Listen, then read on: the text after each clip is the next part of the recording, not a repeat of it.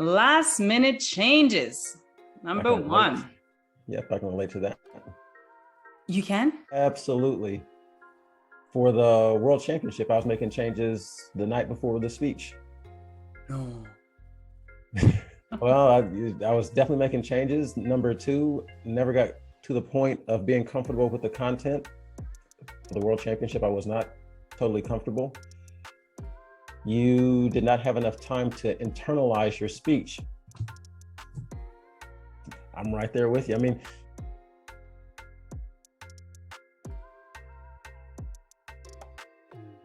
My friend, I come bearing gifts.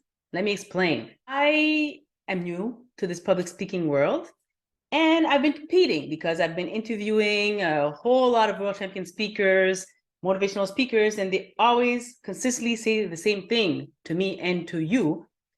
You need to compete so that you can take a message from here to there. Last year, I competed. I made it to the division level. I made many, many mistakes, and I decided to, instead of like just pouting in my corner after not winning, I decided to just share my mistakes with the world to help them. But now, why am I back here?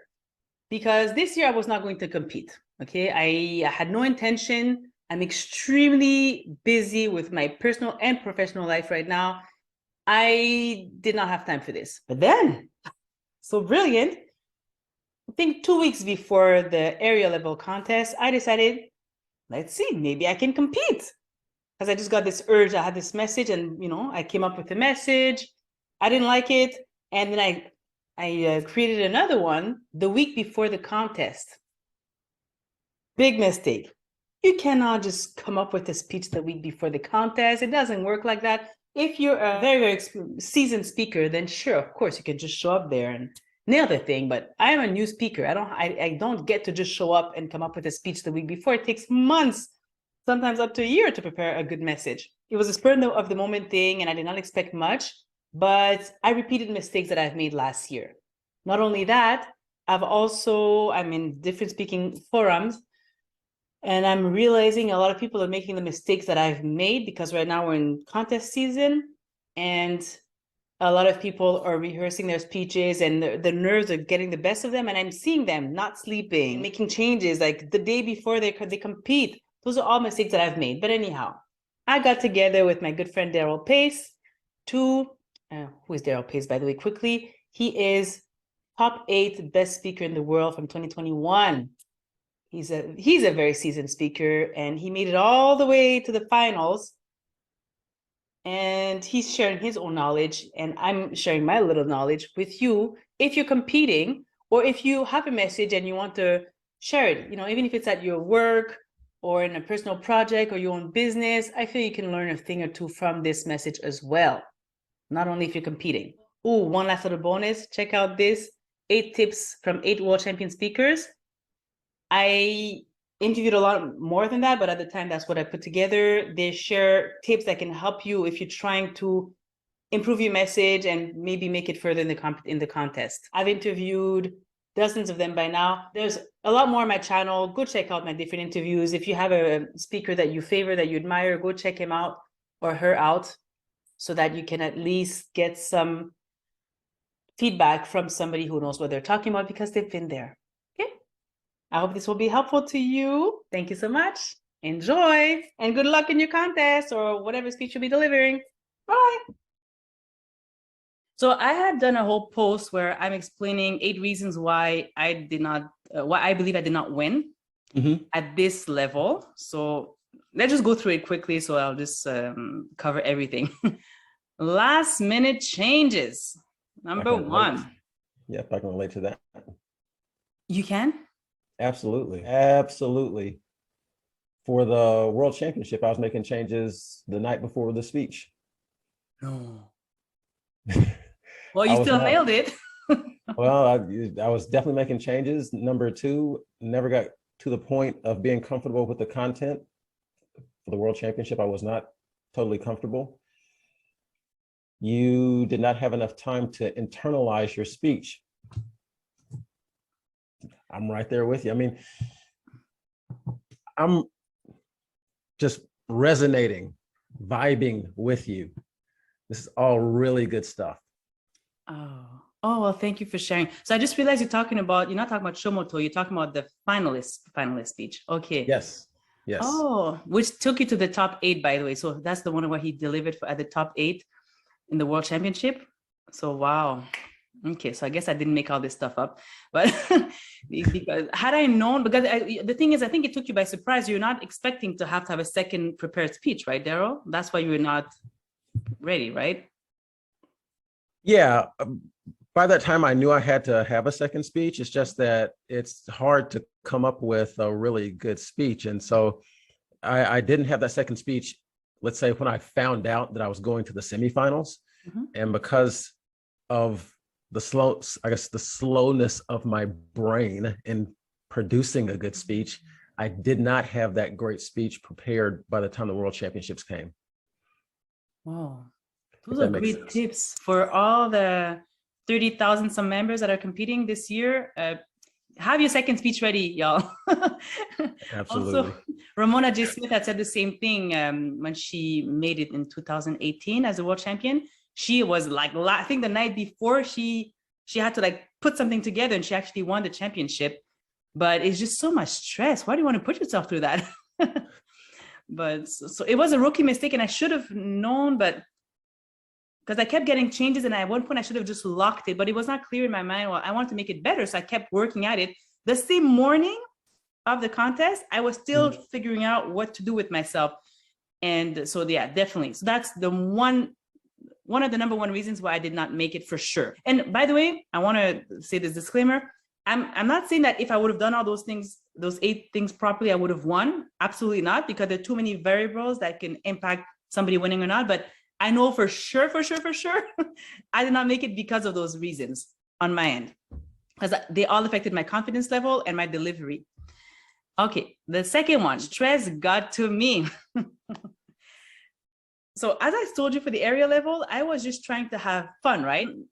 No BS here. I was really just showing up to have a good time. I went there, was happy. Nobody knew about it because I was just doing this to practice, just to see that I've done it and go out and just come back to mention it afterwards. But nobody knew. So there was only my mom and my daughter and my brother, I think, that were in there, but nobody else knew. It was not on social media. Nobody knew.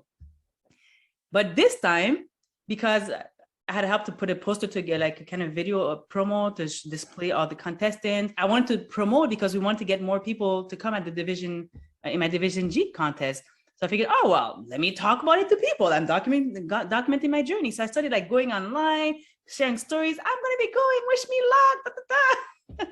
So then my ego got in the way, because now, well, wait a minute, there's this really cool video showing all the people and the contestants, and I started researching the contestants, and I thought, oh my God, they're really good. So it shook my confidence level, and I let myself get intimidated. I show up, there was a larger audience. I think it was double the people that were at my area level. There were some unexpected guests in there.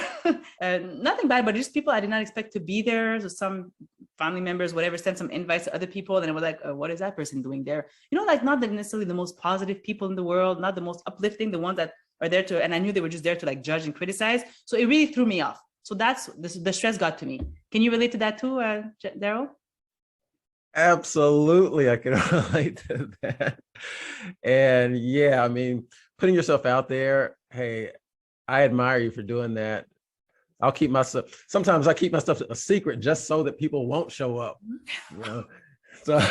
So I admire you for doing that. And you're smart, Darryl. Yeah, I'm crazy. You're smart. Anyhow, so I guess when for the World Championship speech, you think that the same thing got to you? The stress got to you too, or not more than the Shomoto? The night before the World Championship was the most stress I think I can remember experiencing as maybe in my life, certainly as an adult. I can't remember having another period where I was as stressed as I was the night before the World Championship.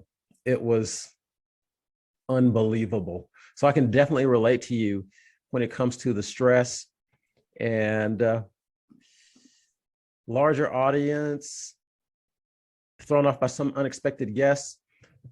I mentioned the one time that I froze up as well at a contest, and the reason I think that I froze up was the audience was bigger than I expected. And I had so much pressure that I had put on myself, like you did. You put all this pressure on yourself to do well. And so as a result, you get out and your heart is doing this, and when your heart's doing this, it throws off your game, and it's tough to keep it all together under those circumstances. And I froze up and didn't recover. I applaud you for recovering from yours. Well, I don't know. There was some intervention from above, but thank you. And okay, so the third reason, did not nail my delivery. You saw my area level where even if I got slightly lost, I don't even think you saw it. I nailed my delivery. I can say it wasn't a flawless execution, but I did the job. I delivered. This time I got lost, not once, not twice, 3 times. And the fact that I was still making adjustments with what I would be doing with my hands, with my position, that for sure, that mattered. So the assurance part, the directness, for sure, I would have given myself like 0 if I was a judge, but that's just me.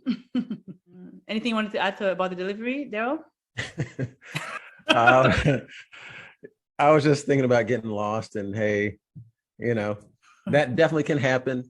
Like I said, I got lost in a speech, and I think you may have seen the speech. It's called Go. The one piece of advice, the guy, I sat back down after having totally bombed, and a Toastmaster sits down beside me, and he says, "Hey, I'm proud of the way you handle yourself. Patricia, I'm proud of the way you handle yourself." Oh, thank you, Darryl. Mm-hmm. I'm gonna put the link to the speech gold as well. You do watch it; it's amazing. Everything Darryl produces is great. I'm gonna put out all the links to his videos. You want to watch that because he's outstanding. But okay, well, it's fine. I'm not beating myself up. I'm just saying it was a horrifying sight to see. But anyhow, the message still impacted some people. I still got some messages from people afterwards saying I watched it. It was really inspiring. I felt like you were talking straight to me. I'll leave their name out of it, but some people still felt moved by my message. So at least it wasn't a complete flop. The next one. I did not share my personal story. It was really the story of Stella. If anybody remembers anything from my speech, I think the Stella part stays. It was not like my own story. Like I went through this and that and that. Like it was Stella and then a little bit about me later on. And I think that I still improved that part from the first, because the first one was 100% Stella, my area level. The division was mainly Stella, but more of me. Just the week before the contest, the division contest, that's when I started practicing, bringing myself into the whole equation. So I did not stand a chance, in my opinion. So it was the first time I was even starting to integrate some parts of my own journey. The world champions, all of them pretty much, not all of pretty much, all of them shared their own story, right, Darryl? Nobody talked about somebody else. Or you talk about somebody else, like somebody's mother, grandmother, whatever, but it's the person is on the center stage. You don't put Stella first and then a little bit of yourself. Yeah. That's one of the secrets that the people at the World Championships use. They use a personal story. And that's because when you tell us about you, one, it's like we're getting to hear some good gossip, some gossip about you, right? And people, we love gossip. We love to hear what's in another person's mind, what they're experiencing. Mm-hmm. We particularly love to hear about your failures, flaws, frustrations, first, all those things that a person goes through. We love to hear that stuff. Mm-hmm. And if you put yourself out there, because human beings, all of us go through those things, we're gonna connect with that, right? So yes. If we hear from you, we'll connect. Yes, because I was told by somebody, I think it was Alexandra Shirokova or something, because so many people helped me with this. But anyway, she told me, like, who's Stella? Who cares? Like, who is she to you? And even it came out with a few clubs. Like, who is she? I don't know who she is. Like, I know you, but who? Like, it's like, okay, I feel bad for Stella, but I don't know who she is. Is she a fictitious character? Is she real? So this is why, well, I'm going to keep her identity. Stella is actually a real person, but I changed the whole thing to protect their identity. But yeah, but the point is they don't know that person, so they don't care, right? The audience, they care about Right. my story and what did I learn from my journey? So that was a mistake, which I would not do again in the future. I will make sure to get familiar with sharing my own story, because I have so many, I could write books, honestly, with all my stories. So I have plenty of stories to pick from. So that's my next 2 speeches I'll be working on. It will be about one of my stories, a message that I want to get across. A very good one. This is yes, this is even more important than anything else. Lack of sleep. I didn't sleep. I got so stressed. First of all, tell me if this makes any kind of sense. The night before my contest, I was Saturday morning. There was a contest Saturday evening. Who do you think logged in on that other division contest from 6 p.m. to like 10 p.m.? I was watching, I could have had 4 hours to practice my speech nonstop, but instead I was watching another division contest to see what it looks like so I could prepare myself psychologically. Wow. I know, it's ridiculous. Okay, there's no logic, I understand. But I did that. And then I got so stressed. So I ended up going to bed. It was 12 in the morning, 12 a.m. And then something told me, oh, the delivery is not very good. You're not too comfortable on screen. So start watching world champions of public speaking speeches. So I started watching a bunch of them. So 2 hours of them. So, they're 7 minutes each. So I went back to like decades of like all the guests I invited. I went completely manic. So it was, and I had to wake up at like 6 in the morning because we had to log in at like 7 or whatever. So I did not sleep. I was still rehearsing and strategizing delivery before falling asleep. I think my brain was still working while I was sleeping. So I slept 4 hours before the contest. Wow. Yeah. I can not relate to that one, Patricia. Oh, come on. I'm on my own with this one. Oh, but yeah, I can understand the stress and not getting the sleep and the whole thing stressing you out. So totally understandable. Good. Totally understandable. Yes. Okay. The 6th, okay, so I lost my focus and discipline. So again, I let myself get distracted. Some people were saying, oh, come at my meeting and rehearse the speech. But I was doing those things 3 or 4 days before my contest. It would have been great many weeks, many months before, not a few days before, because I was still getting feedback, and it's hard not to act on feedback that you think is good. So again, that did not help. I lost my focus. I didn't, my spare time. Okay. I want to relax. I went to the spa. I actually put those pictures on my Facebook. I went to the spa with my daughter on the Tuesday before. Like, I did not even have a final draft of my speech yet. What are you doing going the whole day at the spa? Do it the night before, the day before or after the speech contest. Don't go like I took the day off from work, which I could actually rehearse the whole day. And I just went to like the spa all day. So I don't know if that was really brilliant, but, and yeah, I got involved with all kinds. I've got pulled left and right with things like, okay, just an hour here, an hour there to help some people out. And I should have just said no, basically, because I mean, they could have waited to the next week kind of thing. But so I lost my focus and discipline. So you went in chill mode at the spa, huh? That's good. But yeah, it was premature. That's the only problem. Ooh. Okay, the 7, yes. So this time, because I had done my whole, I'm going to be playing actually that little clip for the contest. Take a look at this.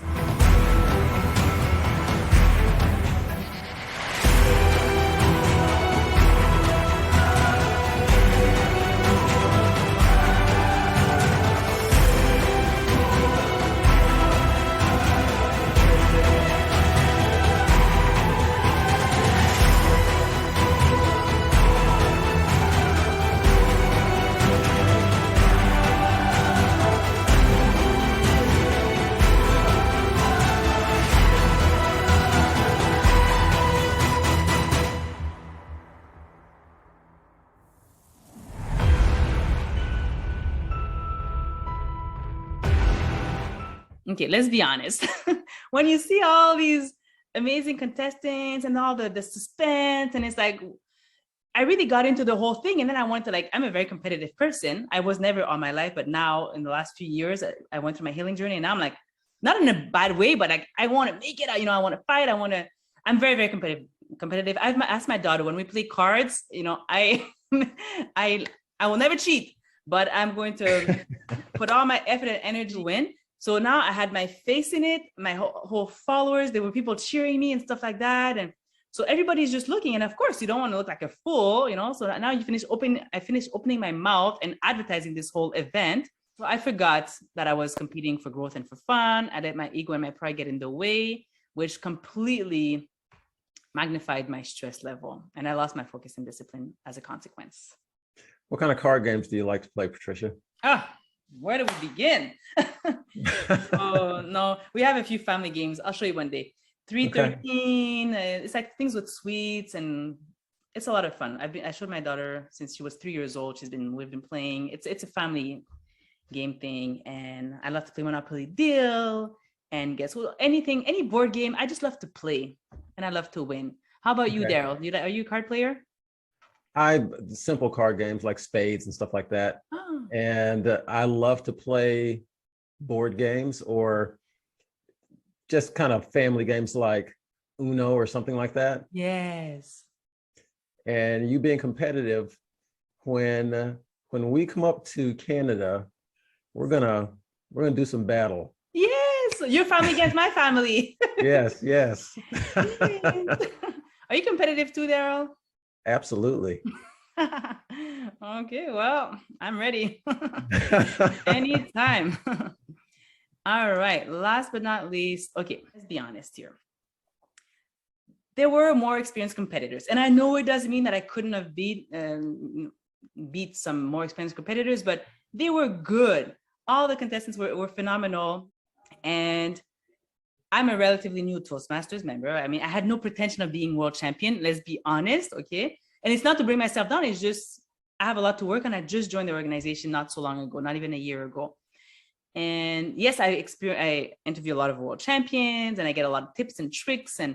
But again, me listening from the best doesn't make me the best. I need to practice, I need to do the work, right? And I need to sleep and I need to do the things right.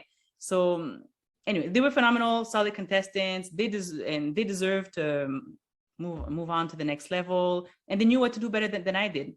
And that's it. That's my take on that. What do you have to say about against competitors? I think that you are doing what it takes to be a more experienced competitor, and you're on the fast track. That's what I think. I think you're fast track to be even more awesome. So, you know, you're competing, you have yourself out there in the arena battling, and that's where you grow, and that's where you become stronger and get it done. So kudos to you. Thank you So much, Darryl. And yeah, I'm having fun. I'm meeting such amazing people. Hey, my daughter in the back. And I meet amazing people, and you've collaborated so much. I don't know, you must be so fed up of seeing this speech. I don't know how many times you helped me out with this, and I'm really grateful. Thank you so much for your help. It was fun, and I will come again next year or then one after that, and it's a whole journey, right? And I'm just learning as I come along, and I'm just enjoying the community, because Toastmasters is a huge community with a bunch of just phenomenal people. And if ever you're not part of the club yet, guys, you need to like really check it out. Toastmasters.org. Find a club near you. And any final words, Darryl, besides that? No final. Actually, hey, it's been great. It's been really good looking at the speeches again and learning, seeing the difference between the two, seeing how the changes you made and learning from areas that you felt like you do even better in. So it's good to see all that. Good to join you here, and look forward to the next time. Yes, thank you. And I will put this speech to rest right now and move on to other things, but I just wanted to nitpick a little bit more and like just put my finger in it, in the wound, but I'm just kidding. There's no wound. This is just all the lessons learned. It was fun. So happy to have been with you again. And if it's not already done, make sure to subscribe to the channel, click on the bell to get a notification, because I share amazing content every week. And I will leave you with my usual, the power of your voice can change the world. Find it and use it. See you in the next video. Bye.